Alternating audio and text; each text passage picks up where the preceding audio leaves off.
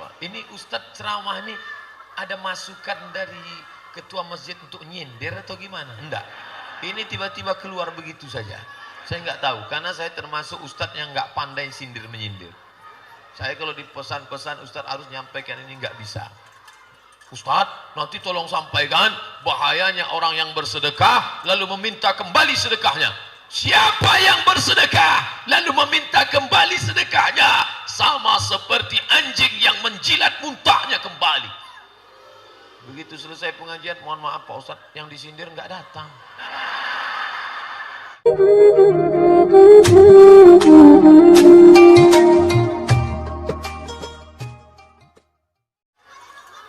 Dalam sholat bahasa yang dipakai berapa? Satu. Ada tak orang Jakarta ini sholat Allah gede banget? Nggak ada. Dalam sholat kiblat yang dipakai berapa? Satu. Kiblatnya cuma satu. Fawalli wajhaka syatral masjidil haram. Bahwa tidak kena Ka'bah sah. Yang penting masih kena Masjidil Haram. Enggak kena Masjidil Haram sah. Yang penting masih kena tanah haram. Enggak kena tanah haram enggak sah. Karena kalau terlalu ke kiri menghadap ke Somalia. Kalau terlalu ke kanan menghadap piramid, nyembah Firaun. Yang dipakai dalam sholat satu bahasa. Yang disembah di hadapan Allah juga satu Tuhan. Tidak ada tiga, tidak ada dua. Qul huwallahu ahad. Nah, ayat selanjutnya baca sendiri. Allahus samad. Jadi kalau begitu, agama yang paling bisa untuk bersatu di dunia ini adalah umat Islam. Tapi kenyataannya siapa yang paling susah disatukan? Mata uangnya bisa satu, padahal agamanya macam-macam. Eropa antara Kristen Anglikan Inggris, Kristen Katolik Roma, Kristen Protestan Jerman, Martin Luther Jerman Protestan, Indonya Katolik Roma. Karena Martin Luther tidak setuju dengan Roma. Masa pendeta nggak boleh kawin, kata Martin? Dia akan makan. Kalau makan berarti ada libido seksual. Martin Luther nggak setuju, akhirnya dia protes. Masa ngampunin dosa pakai pena, pakai kertas? Bapak ampunkan dosaku, sudah selesai. Martin nggak setuju, akhirnya dia protes. Maka muncullah Kristen Protestan. Yang satu itu asal usul asbabun nuzul Protestan. Yang satu lagi di Inggris Anglikan. Satu lagi ada namanya yaitu Kristen Ortodok. Protestan, Katolik, Ortodok, Anglikan. Itu baru yang besar-besarnya. Belum franchise cabang-cabangnya. Kita bicara tentang Eropa. Mazhab aliran sekte banyak. Bahasanya, bahasa banyak sekali. Orang Spanyol nggak mau pakai bahasa Inggris. Orang Jerman nggak mau pakai bahasa Inggris. Orang Prancis nggak mau karena egonya masing-masing. Kita mau isi bensin di Spanyol pakai bahasa Inggris, dia nggak mau isi. Sampai pakai bahasa Spanyol, Signorita. Baru dia mau. Bahasanya macam-macam, sektenya macam-macam, kerajaannya macam-macam. Tapi dalam masalah mata uang, apa namanya? Uru kata mereka. Kita bilang euro, terserahlah, yang penting duitnya banyak. Kita mata uang mestinya satu mata uang. Pakai apa? Dinar. Kalau kita pakai seluruh negara mayoritas muslim bersatu pakai satu mata uang dinar, insya Allah tidak akan bisa tergoncang dengan krisis moneter. Kenapa? Karena dinar adalah emas dan harga yang paling stabil adalah makanya perempuan paling mau nikah pakai mahar. Coba kalau nikah tahun 80, aku terima nikahnya dengan mahar sebentuk cincin emas tunai. Emas 10 gram tahun 80, sekarang tahun 2018, stabil atau turun? Stabil. Coba kalau nikahnya dengan mahar seperangkat alat sholat dan kitab suci Al-Quran. Tahun 80, mukenanya masih ada? Ada, nggak pernah dipakai. Tapi harganya. Oleh sebab itu kalau menikah pakai emas. Wah, baru tahu sekarang kata ibu. Nyesal gua dulu cuma minta mukena. Apa boleh buat? Yang perempuan tidak bisa mengulang, tapi laki-laki damai, peace, bercanda. Ibu mau marah. Oleh sebab itu yang paling bisa bersatu adalah umat Islam. Lalu kenapa judul kajian Masjid Muhsinin ini? Muhsinin kan? Al-Muhsinin. Kenapa pakai al Pak Ustadz? Biasanya bahasa Arab pakai al. Tapi tidak semua yang pakai al itu bahasa Arab. Alpokat, almari. Nah, maka yang paling mungkin bersatu umat Islam. Lalu kenapa kalian berpecah belah? Wa'tasimu bihablillah. Berpegang teguhlah dengan tali Allah. Tali Allah itu satu. Al-Quran dijelaskan oleh sunnah, dijelaskan oleh al-ulama warasatul anbiya. Quran, solat. Teknis cara solat gimana? Datang Nabi menjelaskan solat ada tegak, ada ruku, ada i'tidal, ada sujud, ada dua antar sujud, ada salam, ada tasyahud, ada salam. Maka teknisnya dalam hadis Nabi. Penjelasan detailnya lagi gimana? Mana rukun, mana syarat, mana sunat, mana makruh, mana mubah, mana sunat muakkad. Dijelaskan oleh ulama. Maka 3 level. Quran, sunnah, penjelasan para ulama mazhab. Paling tua Hanafi, nomor 2 Maliki, nomor 3 Syafi'i, nomor 4 Hambali.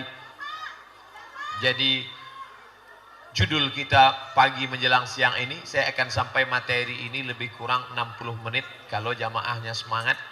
Tapi kalau jamaahnya menunduk, saya cukupkan setengah jam. Habis itu saya akan jawab pertanyaan-pertanyaan yang ada. Kenapa Ustadz dari tadi semangat mengatakan begini? Karena dapat cincin baru di masjid. Sini. Oleh sebab itu maka yang paling mungkin untuk bersatu adalah kita, karena dasar-dasar kita memang kuat. Al-Quran sampai hari ini beda nggak antara Quran Muhammadiyah sama Quran NU? Sama, tapi coba pergi ke gereja Katolik dengan Protestan, beda jumlah Alkitab New Testament, perjanjian baru, beda, lain. Ustadz kok tahu? Saya kan punya teman-teman. Jadi kalau ada yang mengatakan saya ini radikal, orang teman saya ada yang Kristen, ada yang Katolik, ada yang Konghucu, banyak teman saya. Jadi ketika saya bicara ini bukan mau mengejek, bukan mau memperolok-olok, studi komparatif, studi banding. Hanya saja kadang yang nonton ini nggak punya paket. Dia tonton 2 menit, lalu dia komen. Nonton dari awal sampai akhir, baru kau tarik kesimpulan. Aku tidak ingin mengajak engkau ke agamaku, lakum dinukum. Tapi kalau kau lama-lama dengar ceramahku, kau bisa tertarik loh.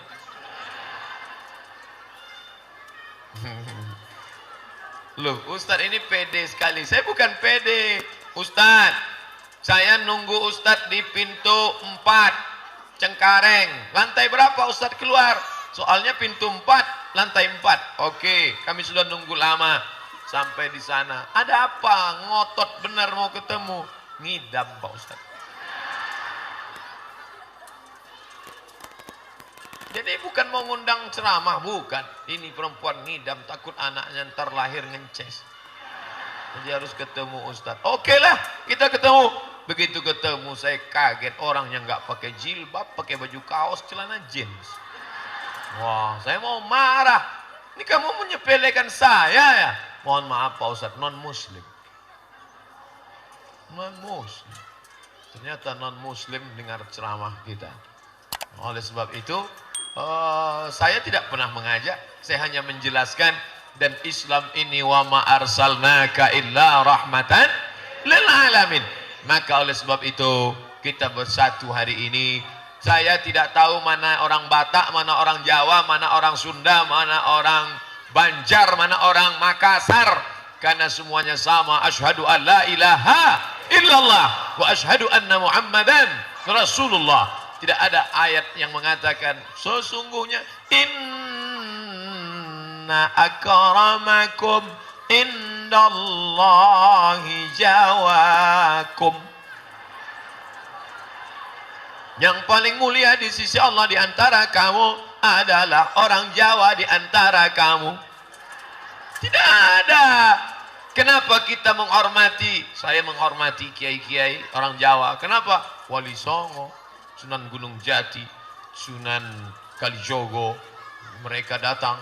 Lalu para ulama, teruslah sampai kepada ulama, sampai kepada Syekh Soleh Darat As-Samarani. Syekh Soleh Darat As-Samarani. Samarani, tahu arti Samarani? Orang Semarang. Syekh Soleh Darat As-Samarani. Lalu kemudian dari Wali Songo turun sampai kepada Syekh Mahfud At-Termasi. Tahu arti Termasi? Tremas Pacitan. Ulama besar, kitabnya dicetak di Darul Fikri Beirut dengan macam-macam. Syekh Mahfud At-Termasi punya murid Mbah Hashim Asy'ari, mendirikan Nahdlatul Ulama. Ulama-ulama besar, maka saya hormati, saya muliakan. Kenapa Ustaz muliakan? Kenapa Ustaz cium tangannya? Karena mereka punya sanad silsilah keilmuan sampai kepada Nabi Muhammad sallallahu alaihi wasallam.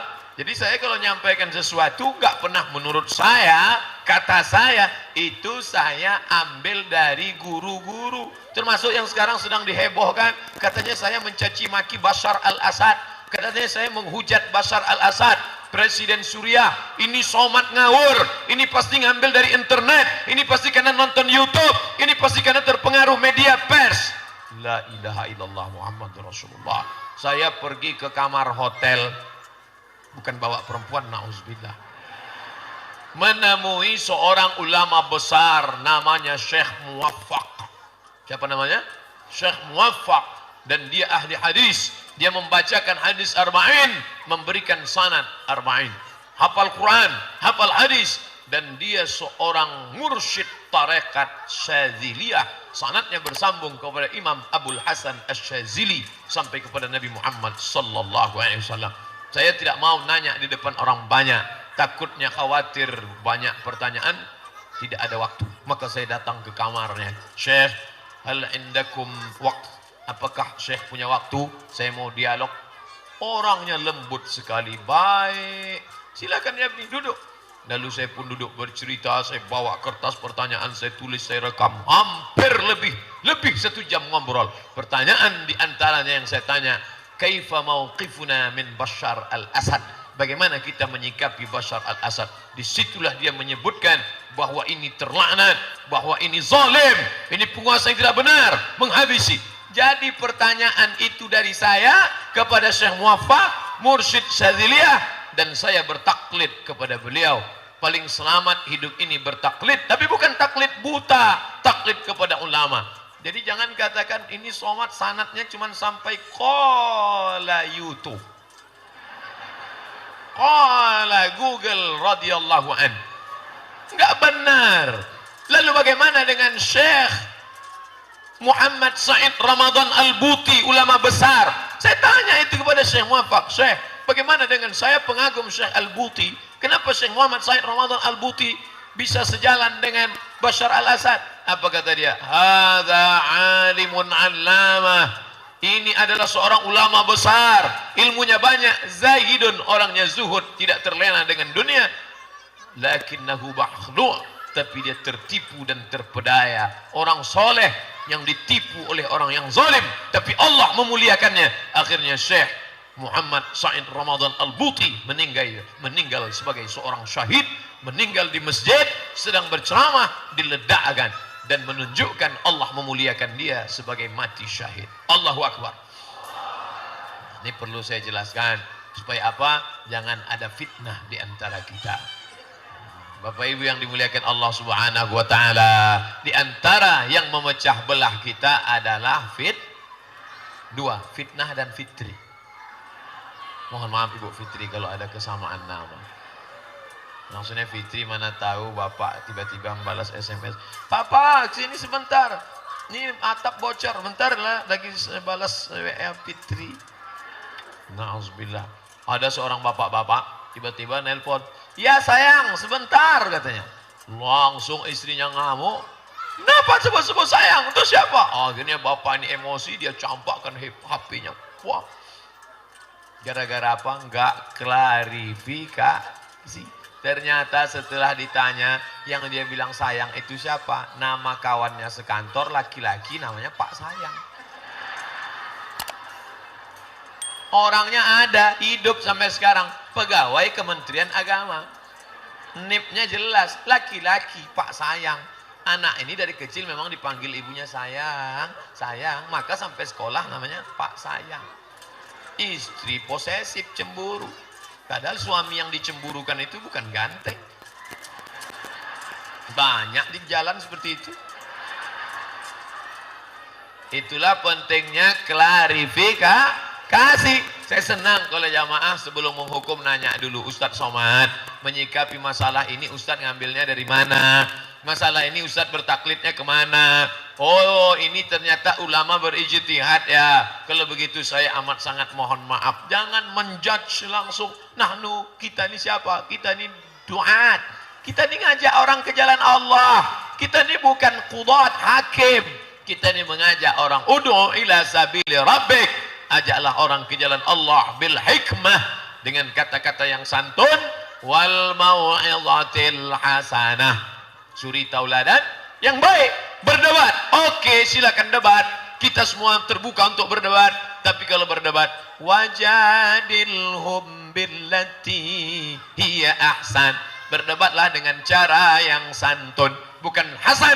Hasan baik, ada yang lebih hebat lagi dari Hasan. Apa dia? Ahsan. Nama suami kamu siapa? Pak Hasan. Hebat suami aku dong, siapa? Ahsan. Bapak Ibu yang dimuliakan Allah Subhanahu wa taala, maka persatuan kita ini insya Allah tidak akan rusak, tidak akan lapuk, tidak akan patah. Kenapa? Karena filosofi dalam salat, imam tidak boleh angkat takbiratul ihram sebelum shaf. Apa kata imam? Sawus sufuf, luruskan shaf. Fa inna taswiyatas sufuf min tamamis shalah. Lurusnya shaf bagian dari kesempurnaan salat. Lain padang, lain belalang, lain lubuk, lain ikannya, lain tempat, lain caranya. Ada di satu masjid macam-macam saya dengar, ada satu masjid mengatakan luruskan shaf, angkat kaki celana. Ada lagi satu masjid mengatakan luruskan shaf, matikan HP. Ada lagi satu shaf, ada lagi satu masjid, ada lagi satu imam lain, luruskan shaf, simpan batu cincin. Saya kaget. Saya nanya, loh Pak Imam, biasanya imam-imam masjid cuma mengatakan luruskan shaf. Pak Imam kok lain?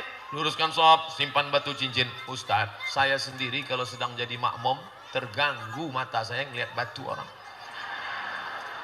Saya lihat, mantap. Makanya sebelum sholat disimpan dulu. Oh itu ternyata. Tujuannya untuk apa? Supaya fokus. Kiblat mata satu ke tempat sujud, kiblat dada satu ke arah Ka'bah, kiblat hati satu kepada Allah. Allahu Akbar. Tapi ternyata antara satu dengan satu orang ada ruang yang kosong, hampa. Setan masuk ke dalam. Makanya rapat. Kaki rapat dengan kaki, bahu rapat dengan bahu. Ustadz Somad, saya kalau bahu dengan bahu rapat nggak masalah karena ada kain, saya nggak risih. Tapi kalau kaki rapat dengan kaki saya risih. Saya orangnya sensitif Pak Ustadz. Kalau kena saya geli. Oke, nggak usah terlalu rapat, tapi jangan sampai ada jarak yang terlalu lebar. Oke, makanya saya termasuk yang tidak terlalu sensitif.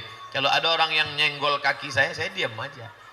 Tapi enggak semua orang begitu. Kalau kita senggol kaki teman kita sekali, dia pindah, jangan ditempel lagi. Jadi kita pindah, dia pindah. Iya kalau dia kurus seperti saya. Kalau dia berotot, tegap, preman baru tobat, geser 2 kali, dia emosi, dia injak kaki kita. Sholat dekat saya nanti silakan. Mau dekat nempel nggak apa-apa. Tapi jangan bergerak. Ini udah dekat. Ini saya. Artinya apa? Jangan sampai ada celah. Karena ketika ada celah setan masuk. Jangan ada orang ketiga di antara kita. Betul?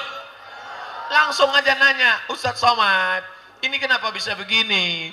Kami ngundang kok lama betul sampai Juni 2019.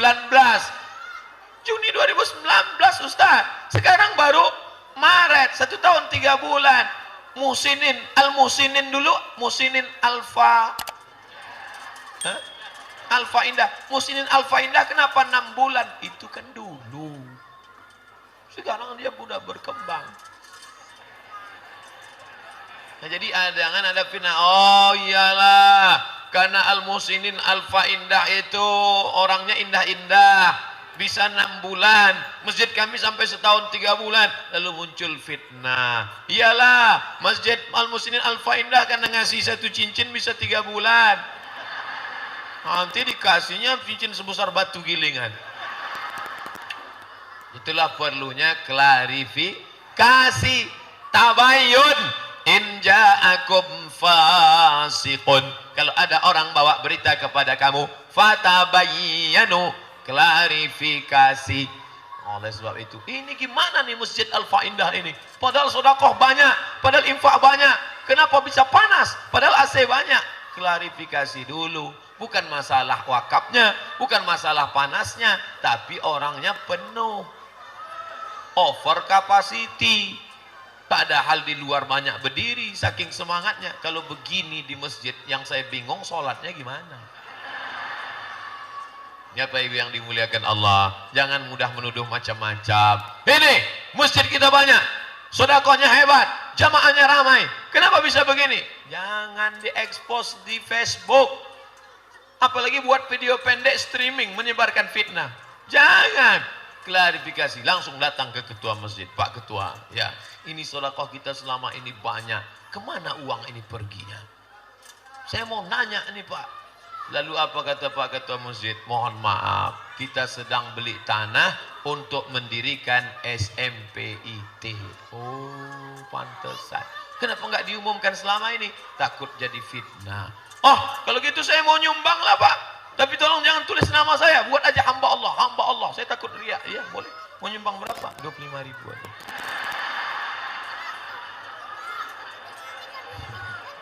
La ilaha illallah Muhammad Rasulullah. Nggak semangat Pak Ketua mendengar 25.000. Ini dia Pak, tipis. Begitu dibuka 25.000 dolar Singapura. Masya Allah. Ini Pak, ini amplopnya. Tolong ini tulis ya. Isinya mana? Nah, ini secara simbolis aja dulu Pak. Nanti cair proyek saya insya Allah saya kirimkan. Kalau ada yang model begini kita doakan semoga lancar dan cair insya Allah. Ini apa? Ini Ustadz ceramah ini ada masukan dari ketua masjid untuk nyindir atau gimana? Enggak. Ini tiba-tiba keluar begitu saja. Saya nggak tahu karena saya termasuk Ustadz yang nggak pandai sindir menyindir. Saya kalau di pesan-pesan Ustadz harus nyampaikan ini nggak bisa.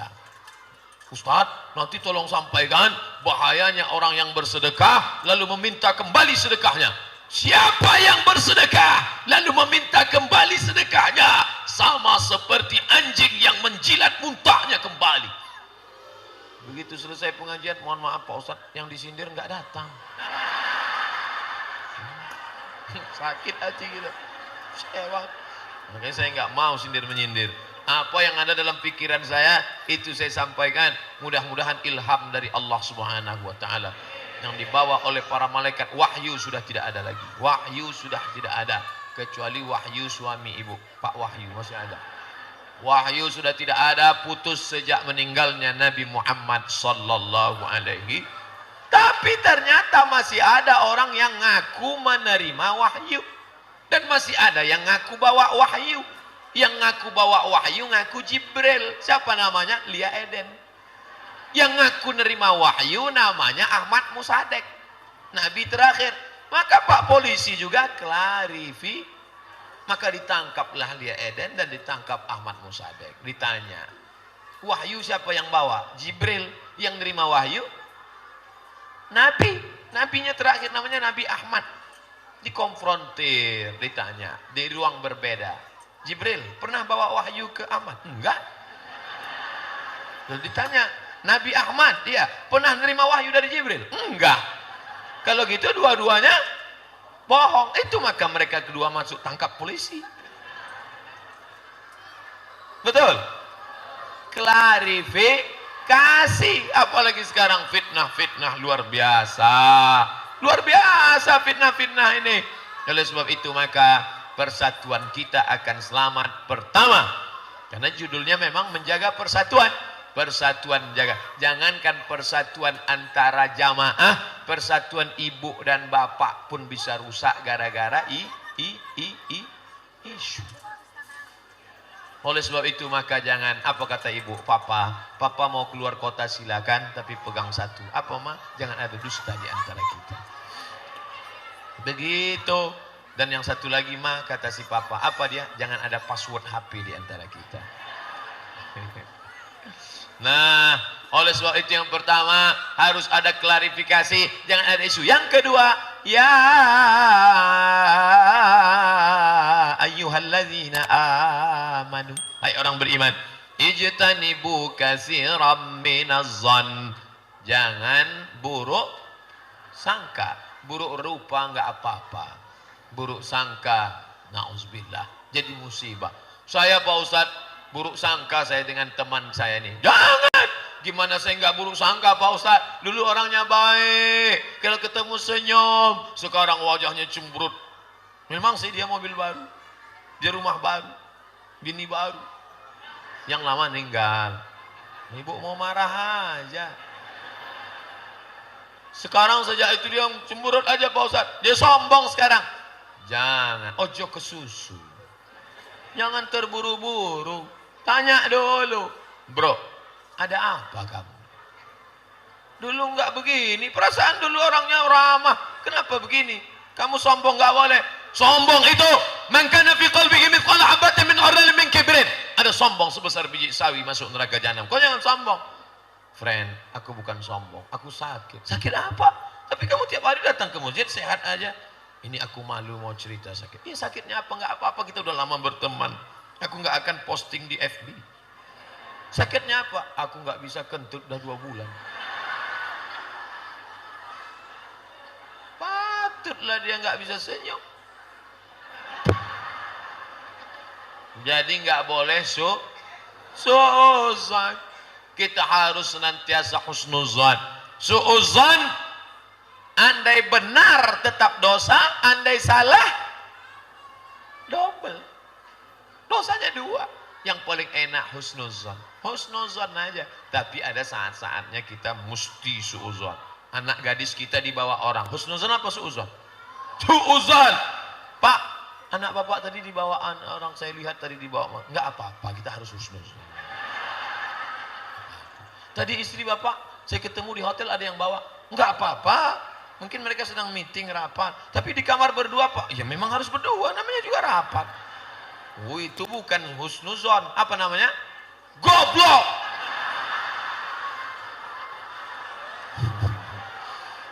Oleh sebab itu ini mesti ada. Yang pertama, klarifikasi. Yang kedua, jangan suuzon. Yang ketiga, ghamtun nas, jangan menyepelekan orang. Tak boleh. Mau dia orang Jawa, mau dia orang Sunda, mau dia orang Batak, mau dia orang Arab. Yang ini Arab Pak Ustadz, yang ini Arab cemas. Yang ini Arab maklum. Semuanya adalah hamba Allah. Yang menciptakan dia siapa? Allah. Yang mengutus dia ke dunia ini siapa? Allah. Menyepelekan dia berarti menyepelekan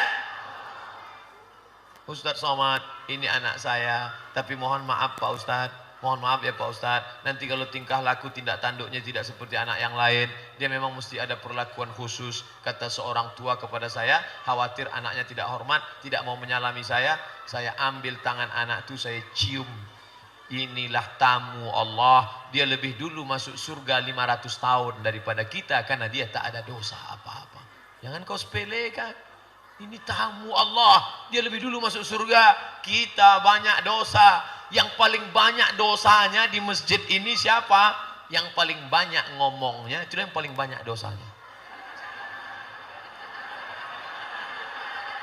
Man kasura kalamuhu, siapa yang banyak ngomongnya, kasura saqatuhu, maka dia yang paling banyak salahnya.